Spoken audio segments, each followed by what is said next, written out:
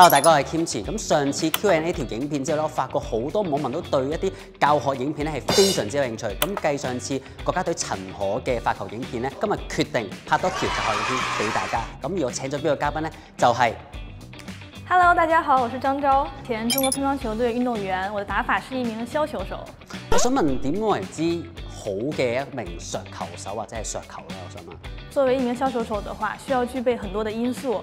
首先是一定要有耐心，其次，削球的話是一名防守型打法，所以說一定要有一些特定的技術，比如說旋轉的變化，然後球的落點的變化。其次還要有很強的一個心理素質去支撐自己。所以如果我是很暴躁的那個性格，就不適合打削球的。很對。那你自己為什麼走上那個削球的道路上？其實，當時我記得我剛訓練的時候，是教練替我選了這個打法。那你之前小時候一開始是打什麼打？一開始是打進攻的，後來可能是覺得我的身材比較瘦小，力量也不夠，就讓我練了防守型的打法，練了削球。大家都會覺得削球是一個不太累的打法，因為永遠是對方在進攻，我們不需要使太大的力量。但是我們的跑動範圍特別大，因為有前後左右。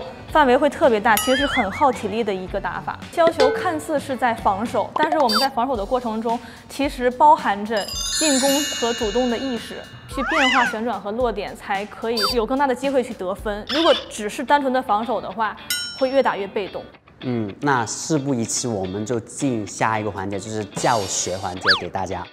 很多削球反手都會選擇顆粒作為自己的膠皮，主要是顆粒的話會有旋轉變化，這樣可以給對手製造更多的困難。在對方判斷旋轉的時候，它會有模糊不清的感覺。然後顆粒呢，主要分為長顆和短顆。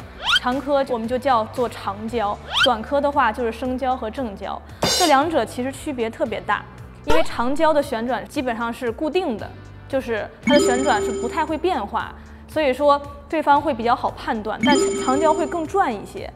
然後短顆的話，生膠或者正膠是自己可以去控制旋轉變化，我可以削出轉的球，也可以削出不轉的球。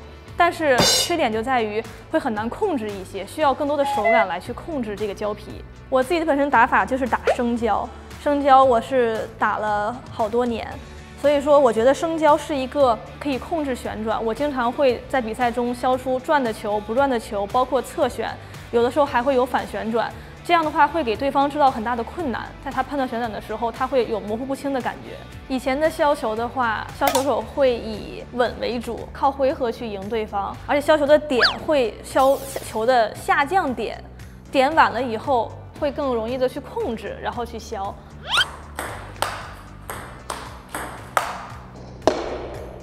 類似於像金景羅的打法，失誤會比較少一些。其次，他的削球會很穩，他的節奏也是點是會慢一些。包括像丁松以前都是會晚一點。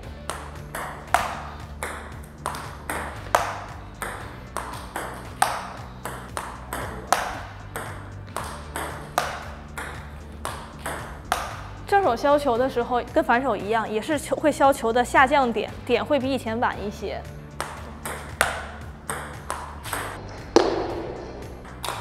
幾乎與球台是同樣的高度，或者球會低於球台的時候再去削。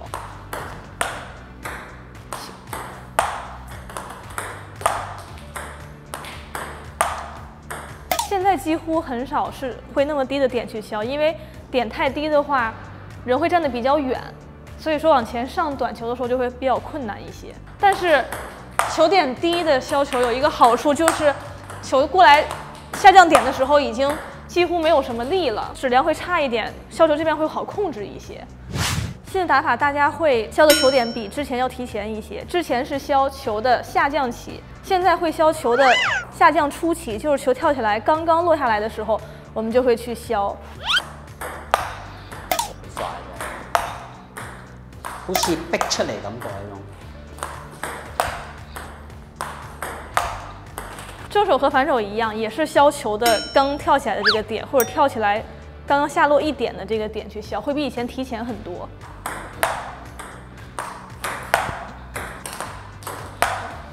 相對的，人的站位也會往前一些，因為球點提前了，所以人的站位也會向前去靠。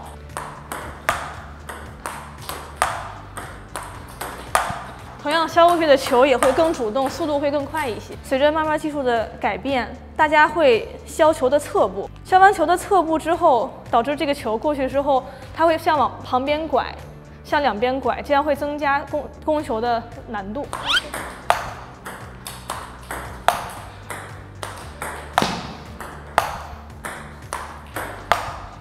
其实唯一的难度就是自己的站位，比如说这个球在这边的话，身外的话会很难去削侧旋的球，但如果这个球靠近自己的身体的话，就会很好削侧旋。想要用这项技术的话，要取决于自己的站位。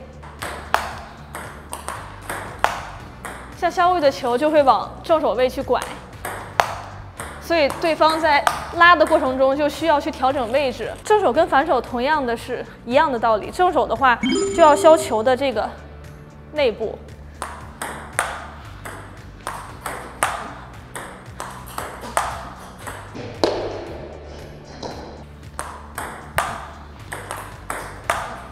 相对来说的话，反手会威胁大一些，因为反手的胶皮是颗粒，对方的判断球需要判断更清楚一些。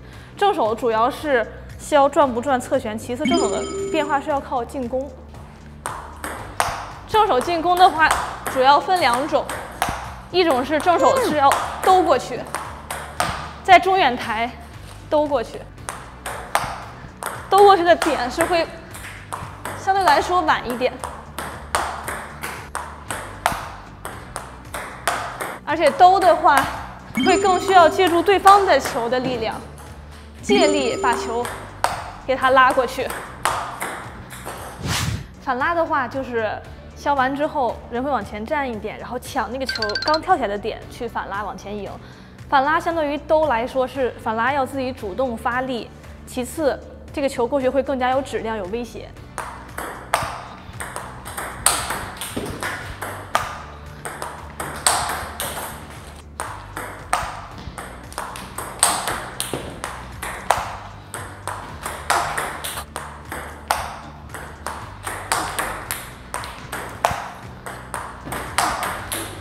咁下集會講解一下點樣教攻球手去判斷削球手嘅有轉同冇轉。